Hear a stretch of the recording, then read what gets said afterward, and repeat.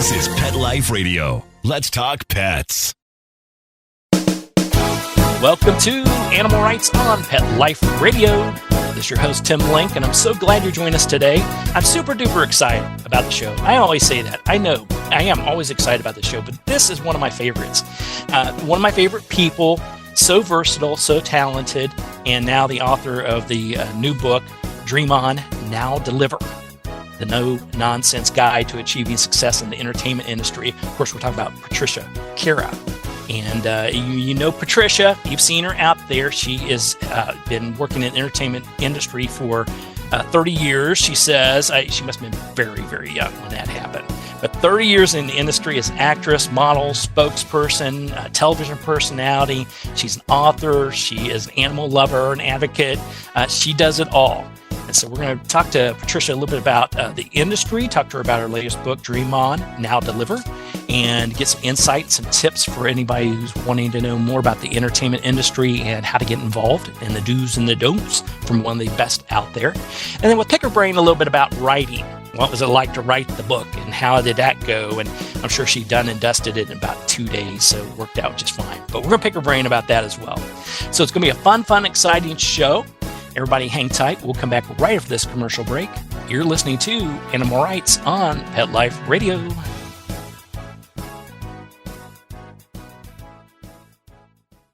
Take a bite out of your competition. Advertise your business with an ad in Pet Life Radio podcasts and radio shows. There is no other pet-related media that is as large and reaches more pet parents and pet lovers than Pet Life Radio.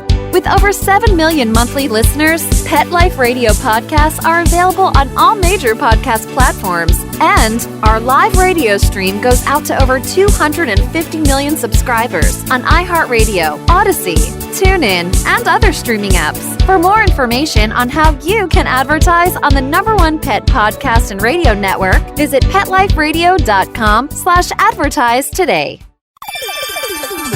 Let's Talk Pets on PetLifeRadio.com. Welcome back to Animal Rights on Pet Life Radio. Joining me now is entertainment expert. She's an actress, model, spokesperson, and now the author of the new book, Dream On, Now Deliver, the no-nonsense guide to achieving success in the entertainment industry. Patricia Kara, welcome to the show. Thank you for having me. I'm so excited to be here with you. Oh, we're excited. I mean, I've been waiting. I was tickled. I was happy when you said you'd come on the show, so I was excited about that. And of course, I'm excited about the book too, and the message and this deliver and everything. Tell us a little bit about Dream On, Now Deliver. It is a book that I wish I had when I started out in the business when I was 15, 16 years old. I started out in Chicago, didn't know anybody in the business, didn't know anything. I pulled out the yellow pages, and that was my start of trying to figure it out. So I know how tough it was for me. I'm hoping this book will help the newbies coming into the entertainment industry and helping them navigate and figuring out how to get an agent, how to audition, and for them to actually see if this is right for them. It's not for everybody. Once you start learning the ins and outs, not everybody is destined to be in the entertainment industry. Yeah. And I believe that my thought pattern on it also is you have an idea of what you want to do. And even if you're successful, it may not turn out to be the thing that you end up doing. Absolutely. I mean, I started out with modeling and I learned so much along the way that then I started getting into TV hosting and acting. And then I ended up pitching shows. And then I ended up managing people, all while still doing everything else. But I started learning about all these other avenues within the entertainment industry that I had no idea about. So it was really cool to start figuring out like what I really wanted to do and what else I could do. So there's a lot out there. It's just a matter of, figuring it out along the way. Absolutely. And I would imagine that in the early days, especially when you're trying to get started, part of it you're wanting to try different things, but also you're just trying to live. There's more to life than ramen noodles. If they had ramen noodles back in the Yellow Page days, I don't know. I think they did, actually. They did. Yes. I remember I had them back then. There you go. Well, they never expire, so it works out all right. True. But when you're taking these opportunities, how do you decide, is it a matter of I want to stick to a path and a goal that I want to accomplish, say I want to be an actor, or is it more of I'm going to take opportunities as they come up to get a little sample and a little flavor of things, or maybe have to take these opportunities? How do you go about sorting through that? And then is there a benefit to having a broad scope on everything that you can do? I think for me, I loved knowing and learning all the different things and knowing there were other possibilities. I just wanted to be in the entertainment industry, didn't know necessarily what that meant. I knew I would see girls, in magazines like Christy Turlington and Kathy Ireland. But the more I learned, the more I wanted to immerse myself even more. And I remember people telling me you can only do one thing. They're like, if you're going to be a model, be a model. If you're going to be an actor, or whatever it is. But I was like, well, why do I have to choose one? Why can't I do it all? To me, it's all entertainment based, and there's no reason why you can't do it all. Now I think it's more acceptable. Now you see people like Jennifer Lopez, Reese Witherspoon. They do more than just acting. They're businesswomen. And that's what I talk about in the book. It's a business. A lot of people think it's glitz and glamour, and there's part of that along the way. But it is a business. And if you want longevity in the business, you have to treat it like a business. So I talk a lot about that. Yeah, I think that's really interesting in the entertainment industry. You hit it right on the head. And the fact that I look back over the years, and it was more of, if you're a model, you're a model. Don't try to act. Mm-hmm. If you're an actor, okay, then act. Don't try to cut an album. Right. Yeah. No, I love it. Hey, we're talking Yellow Pages and albums. I love That's it. That's right. Throwback Back next in thing. time. That's right. And I think you did one of these. Didn't you do one of these Time Life? Yes, with Donny Osmond. Donny Time Osmond. Life, Pop Goes the 70s music. There you go. I knew it. Come a full circle again. I love it. But yeah, I think that in the early days, you're right. It was, you pretty much were, whether it was right or wrong, got pigeonholed into a certain area, and that's where they sort of wanted you to focus, and that's all you could get out of. And then nowadays, it's sort of, I look at it as like baseball. Baseball used to be, you played one position, that's what you did. Now, the more you can make more money by playing being a utility player, playing all over the place. Yeah. And I think you were one of those, the leading edge on doing that. Because, when I look through, I got my little cheat sheet here. You've done the Deal and No Deal, Yeah. case number, model So number much fun. 9. Yeah. And then you got Access Hollywood. You've done the movie thing, the Donny Osmond thing. We talked about the modeling. You've been spokesperson for, numerous big companies, AT&T, Unilever, Johnson & Johnson. And so I really look at you as someone who is very diverse, willing to try these things, do them all extremely well. And now with the book, Dream On, Now Deliver, you're sharing that knowledge with those who want to follow in your footsteps. And the book is something it was just a natural thing for me growing up as I was learning the business, that I would always help somebody else because I knew how tough it was for me. So I wanted to make it a little easier for others around me that were trying to figure their stuff out in the agency world and whatever it was in the entertainment. So as soon as I would have information, I would help somebody else. And then being on Deal or No Deal, I had more people coming to me asking those questions. And so over time, I started writing things, and somebody planted the seed. You should write a book. I'm like, but I'm not a writer. I'm a talker. But eventually the timing was right, and it shifted. And I now is the time, and I had all my notes. I'm like, I've got to get this out there. I've got to do it. It's been on my mind for so many years. It's time to stop talking about it and get that book out there and help those who are trying to figure it out. It's not easy. So yeah. And when you talk about the book is in print now, since you're a talker, you like talking to people and doing things. Now you can do the audio book. So I'm about to. There you go. That's what I like. That's what I do. So yeah. And then of course the ebooks, that's a perfect way. I glanced down at the book here. One of the things that caught, as I was reading through it, one of the paragraphs that you wrote in the script in the very early days, I'm going to read this real quick because it really hit me just the right way. It says, everyone needs some supporting people in their lives to cheer loudly through the successes and the failures. So if you're still looking for those people, let this book and my words be among the loudest cheerleaders. Oh, you're going to make me cry. Oh, I mean, it was perfect. It was perfect because, a lot of times we read books about how to teach and learn from these things. I mean, the books I write are full of stories, but they're also how to teach you how to work with your, dogs and cats and animals, things like this. And I try to make it relatable and share the stories behind it. But for you to come out and not just put out a book that says, hey, learn from me. I've been doing this for 30 years. Follow these steps and this may help you out. It was more than that. It was more of, hey, I'm writing this book because I want you to succeed. And I'm going to be your biggest cheerleader. And that hit home with me because you know your industry better than I do. It's yes, there are a lot of networking. There's a lot of friends, a lot of things you develop, good people in the industry, but it's also pretty cutthroat. It is. And not always people want to share their ideas or their successes or even their agents. I even learned that in the literary area, trying to publish a book when looking for a new agent.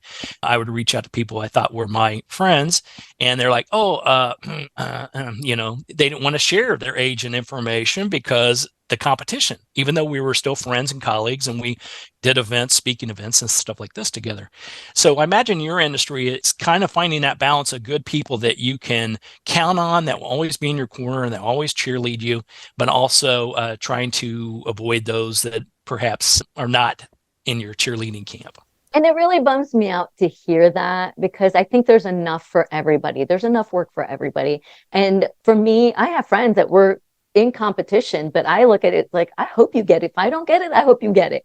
And it goes vice versa. And I'm always very open and willing to help my friends. Again, it's always been part of me. And I don't understand people that don't have that in them. Again, I think there's something for everybody. And it is hard. I think having a support system definitely helps. And not everybody understands it. You might have people that support you, but don't understand the entertainment business because they may not be in it. So that's where you have to rely on yourself too. You have to really be that go-getter, have that determination. If it's something you really want, you have to have those continuous conversations with yourself on motivating you to keep going because you're going to deal with rejection on a day-to-day basis. And sometimes not just once a day, many times a day. But you have to push through those moments and be your own cheerleader.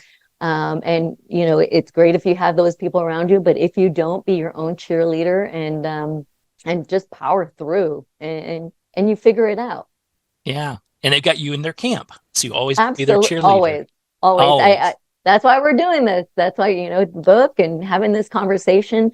For me, I actually, right before I started talking to you, I met somebody who's doing a college project. It was a friend of a friend. And we sat for an hour and had a Zoom call talking about the entertainment business. And he really wants to be an actor. And I was so excited for him because he was telling me his hopes and dreams and what he's doing to make that happen.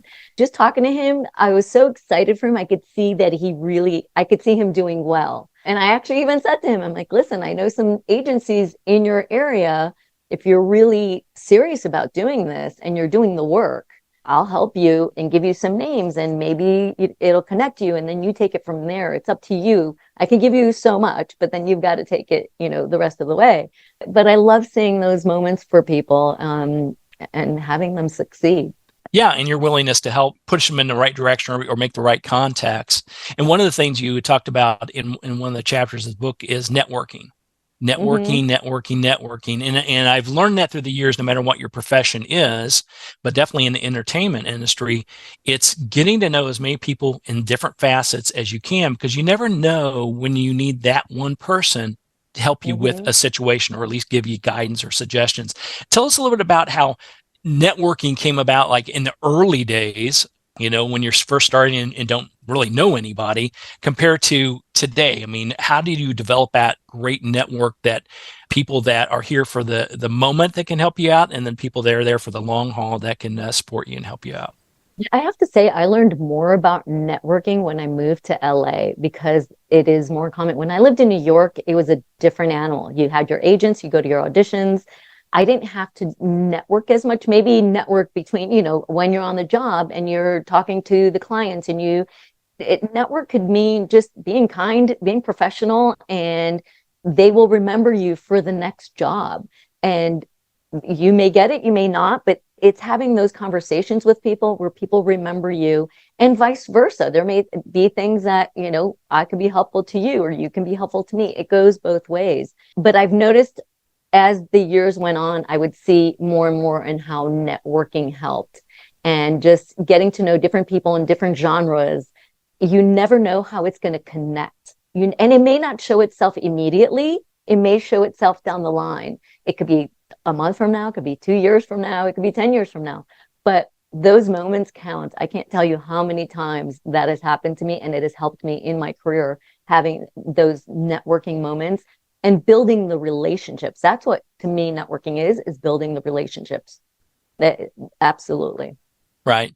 I know that's difficult for some. A lot of times, from an outsider looking in, you think if someone's going to be a host of a show or an actor or something of this sort, then they've got to be an extrovert. They've got to be out there and really willing to meet people. But in reality, I would say a majority of them are not. They are when they have to perform, but otherwise they're probably quiet, subdued, and a little bit more of an introvert. I've seen that many a times. You'd be surprised. I definitely, I revert back and forth over time. Sometimes I'm more of an introvert, but mostly more of an extrovert. I think it's probably like, look at the Greek in me. We're definitely extroverts and very lively and very talkative. Yeah, but you'd be surprised how many people in the entertainment business are introverts. And I think it's hard because once people get to a certain level, more people are coming at them. And I think they become even more introverted because they have so many people coming at them from all different directions. And then you're trying to figure out, okay, who are my real people? Who are the people that want me to do well, be well, and who are the ones that are just trying to ride my coattails? So it's that, trying to navigate that part of it too is such an interesting process. And yeah, you got to use your gut instincts on a lot of that stuff. Yeah, absolutely. So in the book, you also, one of the tidbits I picked up was the small jobs. There are no such thing as a small job, especially in those early days. And as I mentioned early on, it's more than just, you want to eat a decent meal and not just ramen noodles, but it's more of the fact that really to get your foot in the door and to start figuring out what's out there and who will see me and what opportunities are there. I would imagine there's really is no such thing as a small job. Yeah, I think taking those opportunities helps you figure out what you want and what you don't want. And as you're working more and more and you're figuring those things out, as you get to a certain level, you can start saying, okay, this doesn't work for me, or I don't necessarily like doing this, but I like this. So you start figuring it out. But I think if you want to be in the entertainment business, you have to be in the entertainment business and start working and learning and just figuring it out to get you to the next steps. Yeah, I think that's important. My niece is going to get tired of hearing me because I keep using these episodes as a platform to teach her, and I'm sure I get it. Yep, that's okay. Yeah, she'll thank you one day. She'll thank you. She will. She better remember me because Uncle Tim needs some help, down the road. So, but yeah, she's a junior in college. She wants to be in the sports entertainment industry. She's thinking more of the agency, being an agent out there. But it's still early days, and I keep driving home the fact that that's fantastic. Set a goal, set a path that you want to go on, but get in there. Just get in there, get with a network, a regional network, a local station, whatever gig, internship, whatever it is, get in there, get yourself known, and get a flavor for everything that's out there. And you never know what's going to stick. Absolutely, because that's where she'll start networking and meeting different people and learning. And she might come across somebody who says, you know what, I really want to help you. What is it you want to do? Okay, I can connect you here or there, whether it's directly or indirectly. And that's what it's all about. Just getting yourself in those moments to be in front of those people at the right time. Timing is everything. And nothing is going to go from A to Z. You're not going to all of a sudden say, I want to be an actor and you're going to be this huge star. I think people have that sort of want that to happen or have that perception, but that's not how it works. You have to do the work, and it's a lot of hard work to get you to that level. You can't just go from A to Z. You have to do the work in between. That's it. What was the old saying? It took me 20 years to be an overnight sensation. Exactly. That's the way it is. All right, we're going to take a quick commercial break. We'll come back and talk to Patricia Kara a little bit more about her book, Dream On, Now Deliver. and we'll talk to her a little bit about the writing and the messages she's trying to get across in the book. So everybody hang tight. We'll come back right after this commercial break. You're listening to Animal Rights on Pet Life Radio.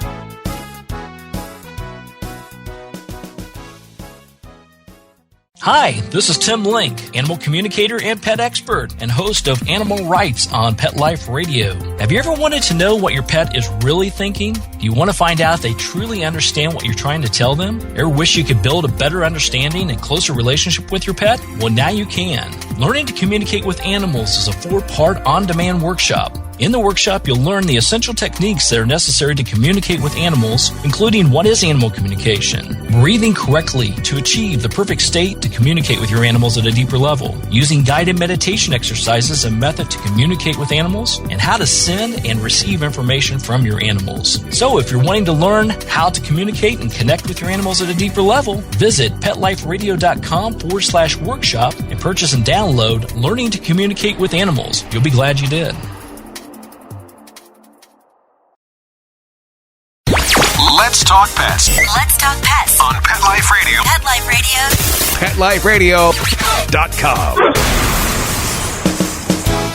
Welcome back to Animal Rights on Pet Life Radio. I continue our conversation with Patricia Kara in her book, Dream On, Now Deliver, the no-nonsense guide to achieving success in the entertainment industry. Patricia, we've been talking about the ins and outs of the industry, how no jobs are too small, networking, these type of things. Whenever I kept hounding you to do the book and you finally decided it was time and you took all the notes, how did you go about deciding, okay, what really needs to go in here? How do I make it concise? How do I make it interesting? You do a fantastic job in here in the fact that they're to the point, direct, helpful chapters without putting it in your face, but here's some things you can take under your belt. And then at the end, you put down the terminology, some of the things you're going to run into, because originally Mark was in the music industry. I did some early on stuff and realized I wasn't as talented as I should be, but I didn't know what a director was compared to a producer, compared to, Sure. when do I need an agent compared to when do I need a manager, when do I need a publicist, all these type of things. And so you do a great job with it in the book. How did you go about putting all these notes and all these things that you've had from all your experiences down into these very succinct chapters?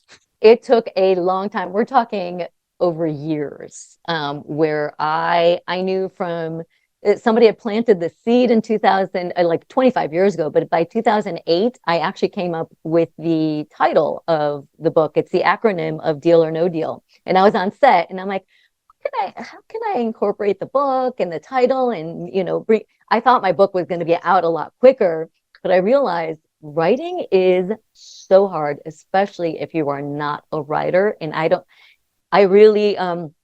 took a lot for me to find the discipline to really hone in on it. Like I really had to structure that time in.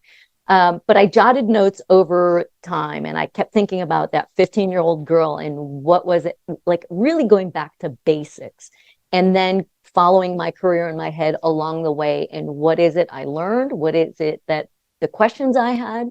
And so I kept writing notes and it was all over the place. But eventually I started figuring out the outline and really matching up, like this chapter should be this. And it didn't stay that way the whole time. I had to rework it. I had to rewrite things. So it was a continuous thing up until the last few years. Literally the end of 2022, I finished writing the book, but realized you're not really done. There's still more work to do. So there was more tweaking, more drafts, and I was caring for my mom at the time. And I think that is what really gave me strength to move forward even more while I was with her and sitting with her. I started thinking about just everything, life in general, time with her. And it really was the thing I needed to get me to go, enough. It's time. It's time to get this book out there. And then that's where I ended up finding somebody to help me structure it because I'm not that good. Like I had my outline, I had my chapters, but then how do you structure it? So you find people, if you don't know how to do it, you find people to help you, to teach you, to learn those things. And so now I'm ready for my second book and third. I love it. I'm already thinking about it. Ooh, all right. Well, put me down for those dates. We'll have you back on the show for sure. We'll definitely do that. And I love the fact that, you reached out to someone for help in a field, in an area that you weren't totally sure of and have never experienced before, just like you're doing in the book. Now they can reach out, they can read your knowledge, what you've gone through and how. And one of the things I was thinking was, I imagine in the grand scheme of things haven't changed that much in 30 years. Now, what I mean by that, I don't mean that in a humorous way, because we know, yellow pages to the internet to AI to whatever. But no, but how you go about doing it is sort of the basics, getting down to the bare basics of getting started. Where do you go? Who do you see? All that framework, I would imagine, is pretty much the same. So I love that you said that, because I'm actually going back as I wrote this and finished it. I moved in the middle of this and I'm in a different state. So all of a sudden I find myself going back to basics and going, okay, I don't know anybody here. I don't know the agencies. I don't know the casting directors. I don't know anybody. So I'm starting from scratch. Yeah, I have more experience under my belt, which helps. Absolutely. But I find myself going through the steps in my book because I have to figure it out and network and do new photo shoots, do different auditions, the self-tapes too, find the agents. So I find myself, which I'm excited about now, because I'm like, okay, it's starting new, it's starting fresh, but all those things apply right now. So it's a pretty cool experience, actually. So it's the unknown, and I can't wait to see how it goes, where it goes, and there's going to be a lot of rejection in between, but I'm ready for it. I'm like, okay, there's going to be a no, but there's going to be a yes eventually. That's it. Hopefully. That's it. That's it. Oh man, I'm going back to my sales days. So for every 10 calls, you get 4 appointments, and every 4 appointments, you close 1 deal. So true. And if you're really good, you close 2 deals. So it works out well. So I think that's the same as well. I love that you understand. Yeah, absolutely. You get all this, you're just getting closer to the yes. That's the key. Be persistent, but not pesty. That's what I try to tell my wife. I don't know. Well, you talked about one thing that popped up again is early on. You talked about moving, going from Chicago to going to New York, going to LA, these type of things. How important is that nowadays to go to the heart of where we think entertainment is, the entertainment industry is, or is it more vast? Because I know I'm in Atlanta area. Atlanta's a hotbed. I've appeared as a parent in a few movies. That's when you know you're getting old, when you're the parent or the grandparent. Yeah, no, I know. I'm there. Yeah, so these things. But you got Atlanta. It's coming up. They do a lot of stuff in Vancouver, of course, LA, New York. It's all over the place. How important is it to get to what we call the heart or the mecca of what we think the industry is, compared to being flexible enough that maybe you're doing some stuff on a more regional basis or based somewhere you really want to live, and then going to wherever you need to do the jobs? I think it's great to start where you're at, but things have changed so much at this point. Now everybody's doing the self-tapes. It's easier for you to do a self-tape, submit it, and if you get the job, you can flag it to wherever they're doing the shoot for the film, the TV show, the modeling job. So now I think people are in a better place of having access to a lot more. And again, you could live in those main hubs, but there are smaller markets that you can just travel to those bigger markets. It's so much easier now, so many more opportunities. I was in LA, booked a job that was in Florida the week I was moving. And I was like, oh, how random that I have to go shoot where I'm moving to. So it's just interesting how it works. It's changed. And luckily now we can create our own studios within our homes, right? That's it for sure. Talked about agents and managers and these type of things. At what point do you start looking for that, or what point do you start fending them off at the door because everybody wants to be your manager or agent when you're hot? At what point, if you're new to all this, do you need to be considering that compared to how much you can do on your own? For me personally, I always went the agent route in the beginning. Like for me, having an agent, and I started asking the questions along the way, like, when do I get a manager? And it's different. I have friends who got a manager first before an agent, and they looked for a manager to help them find an agent.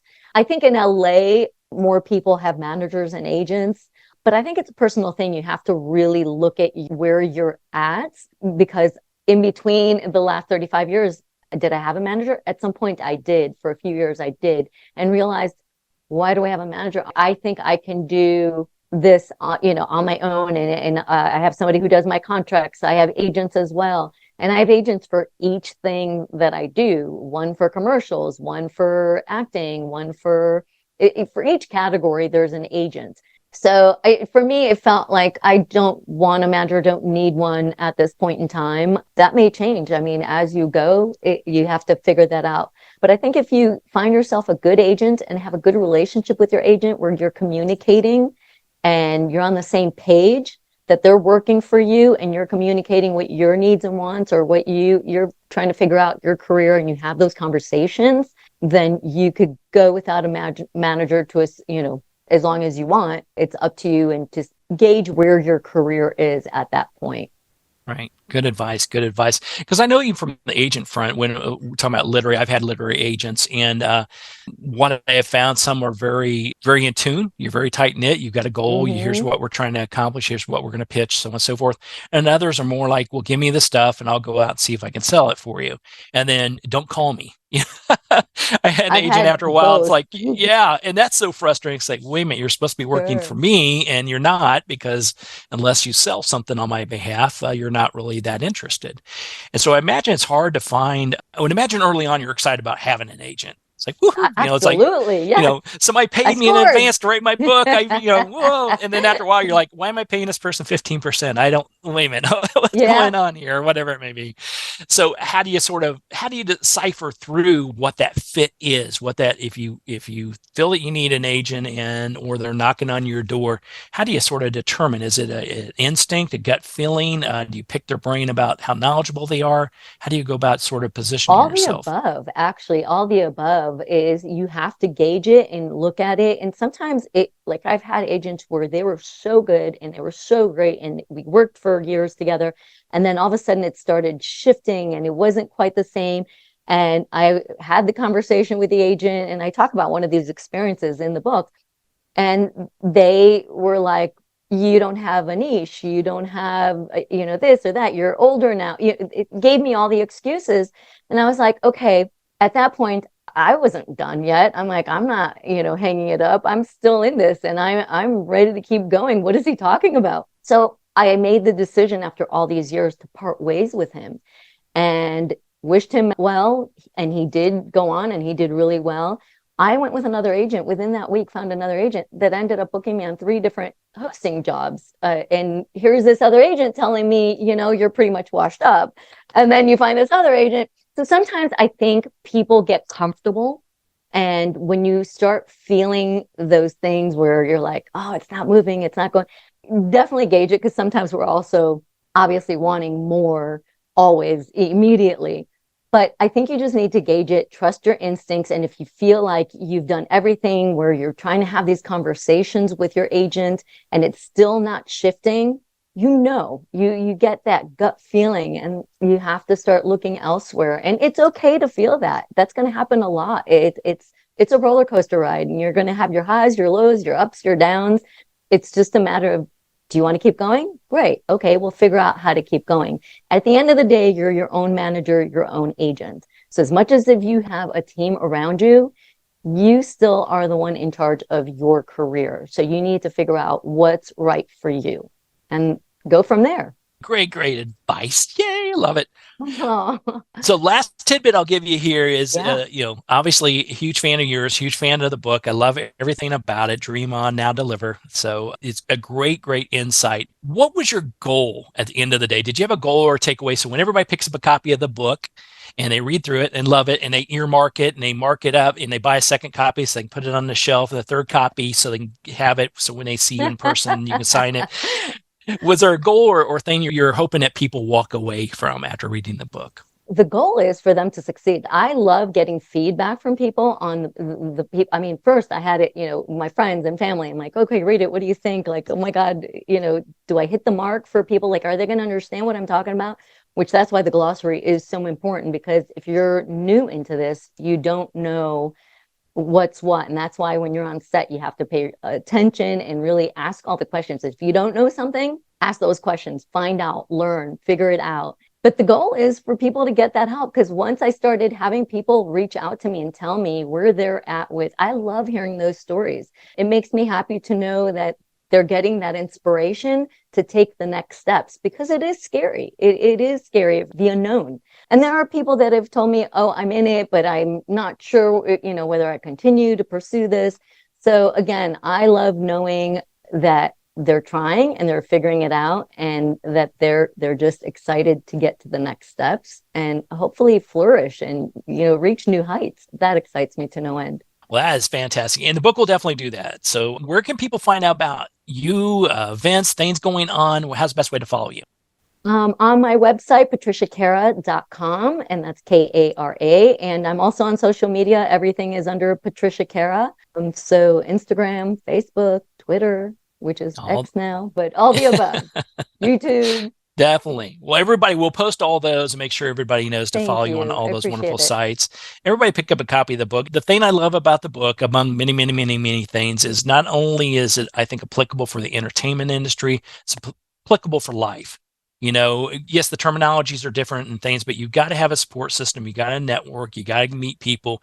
You've got to be your own cheerleader, but you got to also have cheerleaders around you. So it's a great book for that as well. So, I want everybody to pick up a copy of the book. It's Dream On, Now Deliver, the no-nonsense guide to achieving success in the entertainment industry by Patricia Kara. Patricia, thank you so, so much for coming on the show. I can't wait for the second or third book, and we'll have to have extended interviews because we both love to talk. And I love that too. I love it. And I love what you said about the book, that you can apply this to other things in your life, whether it's personal or professional. I had that in mind. And so I love that you just said that. That's the biggest compliment from me. And so I really appreciate you saying that. I appreciate your time and giving a shout out to the book and having this conversation with you. I feel like I know you. We can go on and on. There you go. I love it. I love it. Well, well-deserved. Great job on it. I look forward to chatting with you again somewhere down the road, meeting up in person somewhere down the road. Absolutely. But definitely everybody pick up a copy of Dream On, Now Deliver by Patricia Kara. Thank you. Yeah. So we're coming to the end of the show today. I want to thank everyone for listening to Animal Rights on Pet Life Radio. I want to thank producers and sponsors for making this show possible. If you have any questions, comments, or ideas, or want to hear from the people you want to hear from most, drop us a line at petliferadio.com. And while you're there, check out all the other wonderful shows and hosts. It's a cornucopia of fun. So, next time you write a story about the animals in your life, or just write a story, just drop me a line, and who knows, you may be the next guest on Animal Rights on Pet Life Radio. Let's Talk Pets, every week on demand, only on PetLifeRadio.com.